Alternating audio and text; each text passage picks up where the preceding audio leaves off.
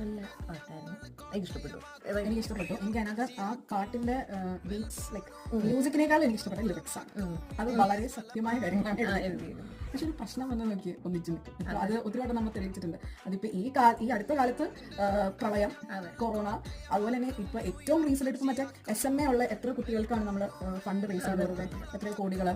ഇപ്പൊ ഈ അടുത്തുണ്ടായ മറ്റേ റഹീം എന്നല്ലേ പുള്ളിക്കാരൻ 35 കോടി റേസ് ചെയ്ത് കൊടുത്തത്. എനിക്കതിനകത്ത് ഏറ്റവും പ്രൗഡ് ആയിട്ടുള്ള ഒരു സംഭവം പ്രളയമാണ് കേട്ടോ.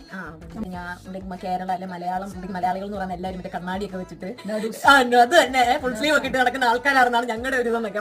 അങ്ങനൊന്നും അല്ല ഞങ്ങൾ. അപ്പൊ ചന്ദ്രനിൽ വരെ ഉണ്ട് നമ്മൾ. UK, അമേരിക്ക, US, എന്താണ് ഓസ്ട്രേലിയ, അവർ പറയുന്ന ലിസ്റ്റ്, ദുബായ്. സോ മൊത്തത്തിൽ പാട്ട് വൈബ് പാട്ടാണ്.